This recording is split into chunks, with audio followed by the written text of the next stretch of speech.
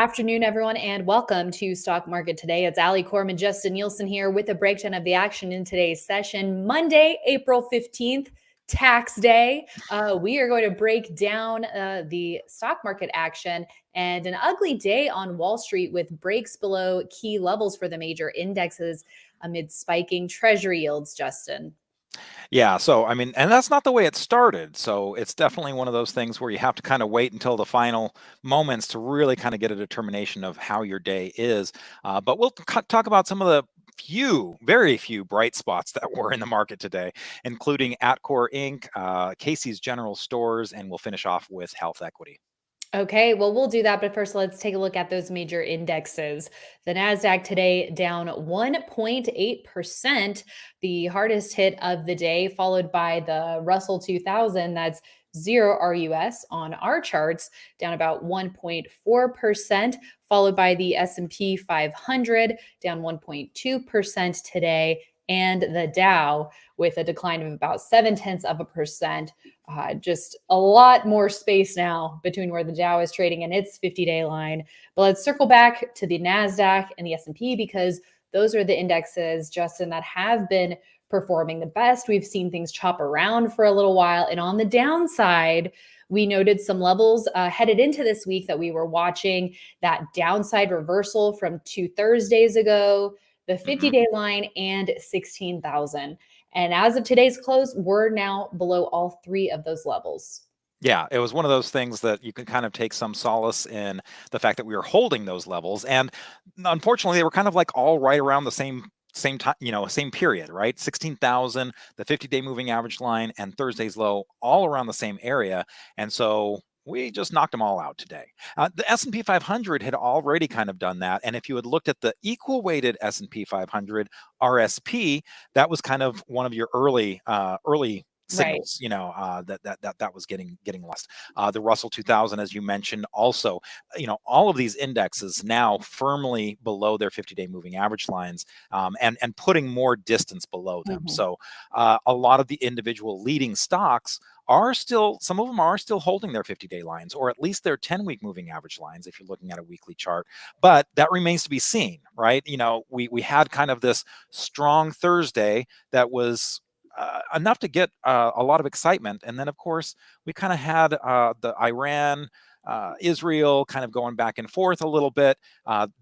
That news was coming out Friday of expectations of something. Of course, this weekend we saw an attack by Iran, and it was defended, but now the question is it over? So I think that the gap up today had a lot to do with the fact that, it was defended, and maybe that was it. It's kind of like, okay, you did this, we did this.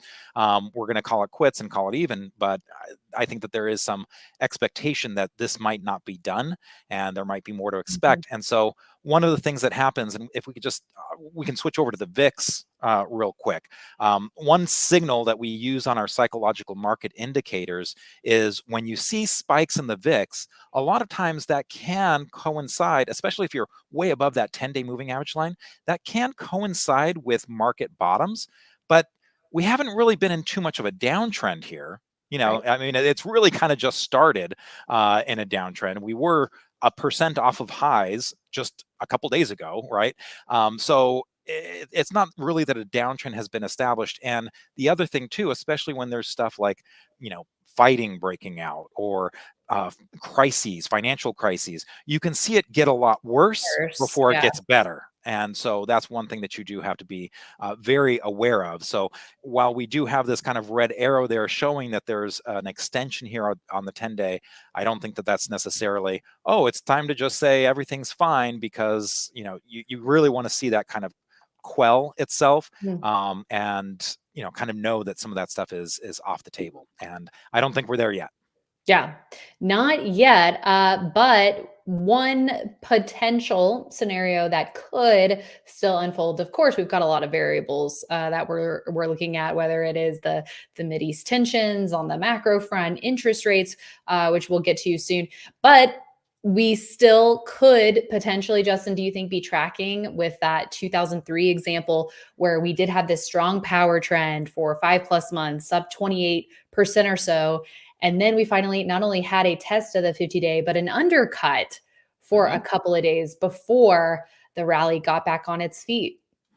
Yeah, and it's funny because Mike and I were talking about that today. Given I was driving in and we were having a discussion because before the market opened, we were looking at a strong open, and it was kind of like one of those things where if we kind of bounced from here, it would start feeling like we were not tracking. With that 2003 precedent. But given the way we closed today, we're kind of back on track a little bit. Now, it doesn't mean we have to come in as much as we did then, or Percentage in the wise. same way. Yeah, percentage wise. But we are below the 50-day moving average line, so we've got that kind of checked off. Now it's a matter of how far do we, how long do we stay under it, and how far do we come in? And that's where you can't necessarily say, oh, well, this is exactly what happened last time, we're going to track to that exact number.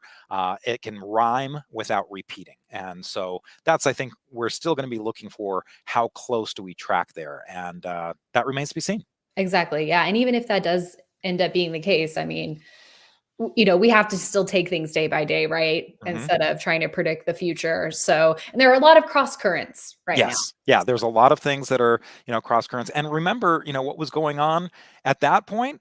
Well, guess what? It was war in the Middle East. We had attacked Iraq at that point in March, and a lot of uncertainty was going on there. I mean, it was it was unfolding, but I think that there was still uncertainty. There was a power, a show of strength, but there was a lot of how does this unfold? How does this look a few years from now? What does this do to oil?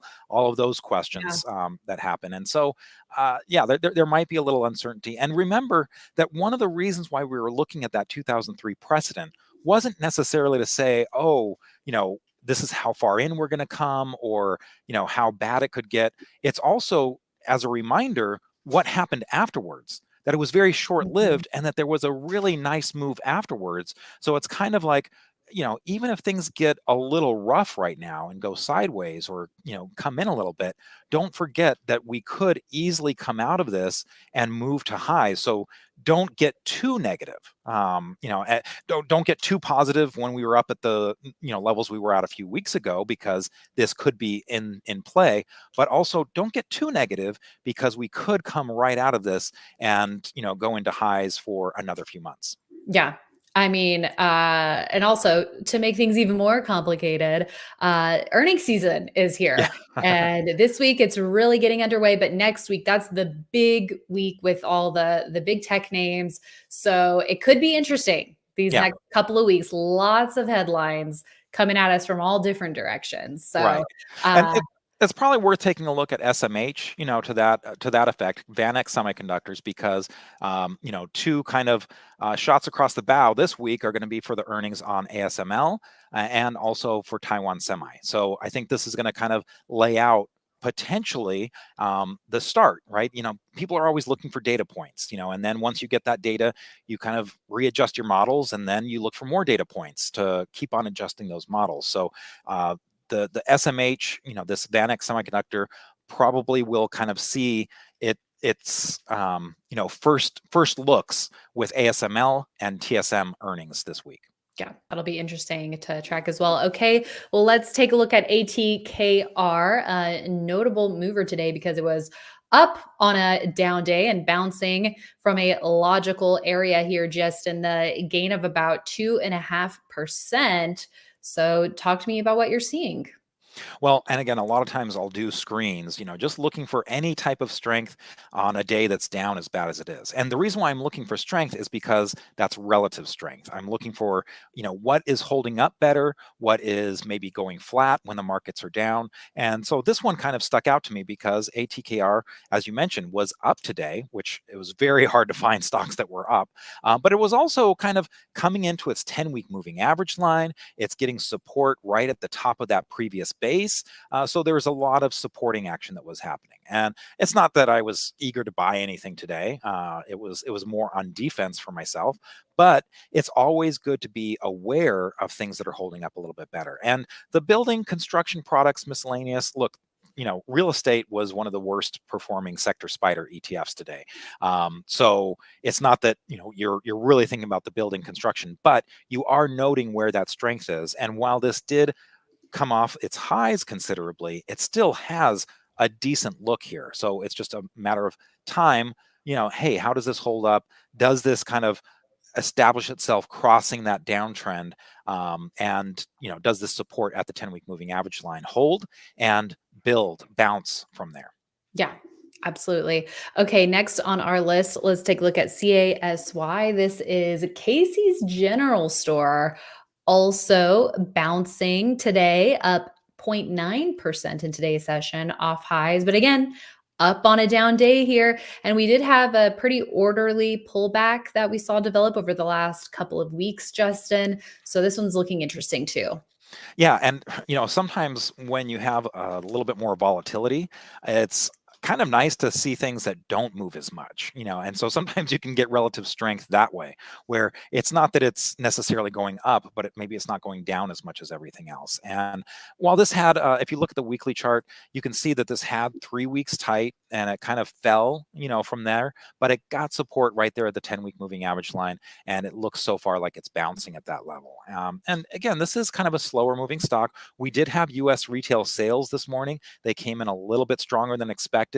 That might have been something that was putting some more pressure on the 10-year Treasury yield, kind of making that go up as, again, inflation fears are still out there. What does that do for rate cuts? How far does it push them out? We went from such bullish expectations on when those cuts could start coming, and it seems like it keeps on getting further and further away. But yeah, the retail sales were strong, and Casey's General Stores is in the retail area. Not a big mover, but it does have a lot of strength there. And if you look at the weekly chart, another thing to kind of note here, 19% earnings per share growth rate. That's an annual rate. What it does, each year on average for the last 3 to 5 years. And you can see that the earnings stability number is 7. That's a number from 1 to 99, 1 being more stable, 99 being more volatile. And so when you get something that's fairly stable with an earnings that's double digit like that, that's kind of a nice combination. It sure is. Okay, one more stock to look at, and then a couple of other charts that I want to go to, Justin. Let's look at HQY. We're seeing it right around the 80 price level and the 10-week line. And just look at it, just really hasn't done anything. Now, when the market was moving higher and it wasn't doing anything, that was a negative, right? That's making the relative strength line look poorer. But when it's not doing anything and the market's coming down, that makes it look a little bit more attractive. So it is fairly tight action here, and like Casey's, it's kind of coming in right there at the top of its previous base and at the 10-week moving average line. But in this case, it's not that it pulled back so much to the 10-week moving average line. It's been just kind of hovering there, back and forth around its 50-day moving average line. So it's not the most exciting, chart. But again, you're just looking at those things that held up a little bit better, because those can give you some clues of what the leadership might look like in the future. Now, we have some well-established leaders that are still kind of right around their 10-week moving average lines. I don't think it's time to necessarily give up on those yet. We'll see how we, finish out the week. This is still, in the same way that we were looking at the gap up this morning and saying, okay, well, let's see how we close. This is the start of the week. So there's a lot more week left that we can see how things kind of finish up, because there's a lot of time for us to recover some of the losses that we've suffered, and even potentially have a decent looking week. Yeah. We'll have to see. I love your optimism, Justin. Always got to keep that optimism in the back of your You mind. got to look at both Right? sides, right? You Both can't be sides, all overly sides. pessimistic or overly optimistic. Yeah. You have to be, kind of holding both scenarios in your head, that this could happen or this could happen, and what am I going to do in each of those Yeah, cases? exactly.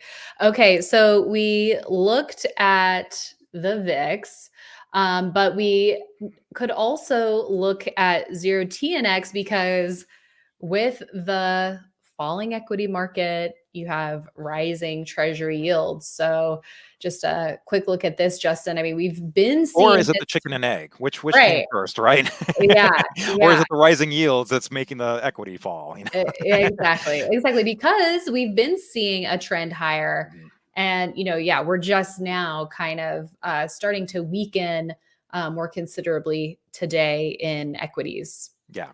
And look, I mean, Thursday, the 10-year Treasury yield was up on that day, but the market was up even more. So that kind of expected correlation wasn't happening on that day. And I think that was a reason for us to be bullish was, oh, Yeah. if even the 10-year Treasury yield isn't holding this market back, hey, that says something to you. But then, of course, when the 10-year treasuries were coming down, the market was down. So again, it didn't quite track the exact way that you would expect. But remember, there's other things that are happening here. When there is uncertainty, especially like when war is happening, there does tend to be a rush to the dollar, a rush to the Mhm. U.S. Safe treasuries. haven Safe areas havens, exactly. like gold. Yes, like gold. So it's kind of related when you are seeing kind of the rush to the safe havens. You can have weakness in the equities, and the safe haven trade is kind of doing something different. So I think it's worth kind of keeping your eye on these things. At the end of the day, the price of the indexes and your individual stocks is going to trump everything. But keeping your eye on these things and just kind of putting that in your calculus when those correlations are acting the way that you would expect, and when they kind of start diverging, in a way that is explainable but is a little bit different. I think you have to keep those in mind. But certainly, gold is something that has been on our radar for a while. Yeah. Jim Ropel was talking about this on the monthly chart, For the for a longest time. while. Yeah. Yeah, for the long time. And remember, hey, look, when you go for a monthly chart, you've got to kind of look at months. You can be saying, hey, this is looking like it's setting up, but it could be months until you actually see the breakout, which is what happened in this case. And we do have that breakout now. And a lot of these, I would say that gold is looking a little bit better than the miners themselves, but it's definitely a trade to be kind of keeping your eye on. In fact, there's a lot of commodity trades worth keeping Yeah. your eye on. One last thing I'll leave folks with is DBC, which is the Invesco commodity ETF, and this one is looking like it's kind of holding up above that 200-day moving average line. So we'll see if this is something that Mhm. tightens up, and maybe it's going to be the commodity trade for a little bit. So keep your eyes on that as well. All right. Well, thank you, Justin. And thanks everyone for tuning in. That is it for today. But we will be back with more tomorrow morning on IBD Live. And we hope you join us, investors.com/IBD Live, for all the details on that, starting 10 minutes before the opening bell. We'll see you there. And then we've also got you covered here after the close tomorrow.